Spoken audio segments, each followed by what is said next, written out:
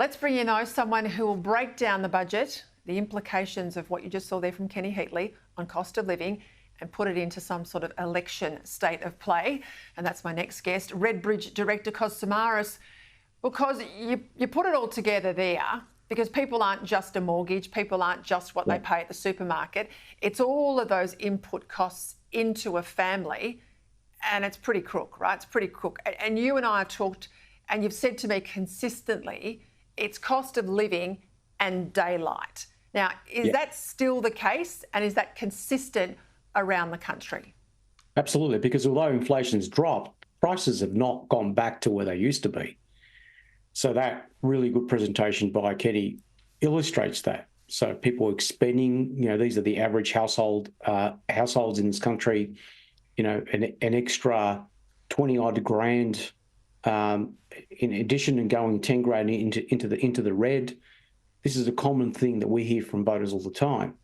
So the budget tonight, will be pitched towards these Australians. But look, even some of the stuff I've seen, they will come across as a bit of a band-aid to a lot of these Australians.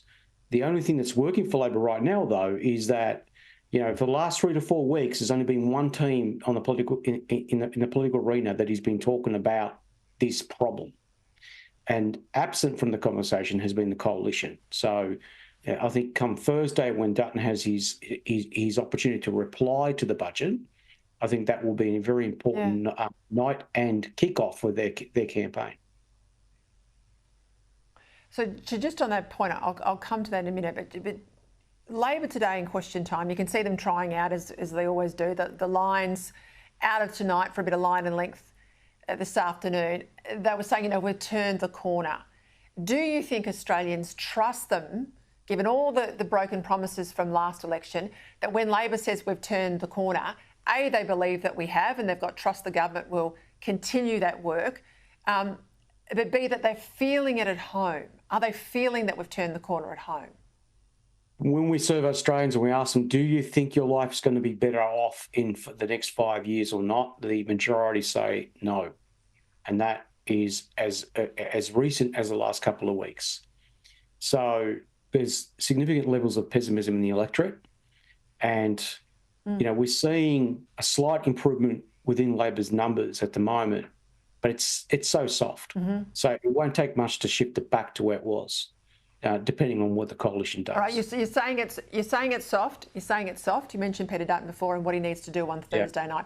Give us some clarity. I mean, this idea that he has to have, a shopping list of 25 policies, I don't buy that. Yeah. I think you need 3 or 4 strong, emblematic messages to cut through. Where does he need to focus? The economy, number 1, 2, and 3, and there has to be, as you rightly point out, something that's going to be structurally significant. I mean, it's a group of policies, doesn't have to be 10 or 12, but policies that capture the hearts and minds of these voters, and they think, well, hang on, he's got a few ideas here that might actually change the game for me. In the space of, or what I might say, that the coalition's already embarked on, which is the, taking on Coles and Woolworths, which at the moment I'd say they've not actually spent a lot of time on, but they should, because that's where exactly the Australian public that we're talking about wants the political class to go. They want to basically see evidence that someone's willing to come into their corner and help them deal with what they think is a structural problem that is stacked against them. What about issues like migration? I mean, the coalition talked about it for a while. It seems to have gone quiet. I'd have to say even over the weekend, there were some mixed messages. You and I both know Labor, it's not a place that Labor can go in terms of cutting migration numbers. It'll cause a war inside Labor. It'll certainly cause a war with the Greens. What do you think about that as an issue? Yeah, so if the coalition go there, they will, I think, be quite strategic about it. And we could see some evidence of that with regards to their posturing around the student university caps. So they are very careful not to put offside the Indian and Chinese diasporas in this country. These two very significant communities are numerous in a lot of marginal seats now. And a lot of these, and within these communities, a lot of these individuals view the current migration settings, particularly with regards to overseas students, as a way of bringing family over here. So Will the coalition say, well, we'll put a cap on it, but exclude these two communities? Look, that's strategically very smart, and probably from a policy perspective also very clever.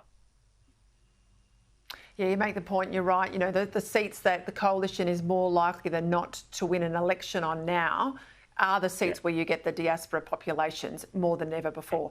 Hey, give me your read. You've done plenty of campaigns on the likely timing now for the PM to call it.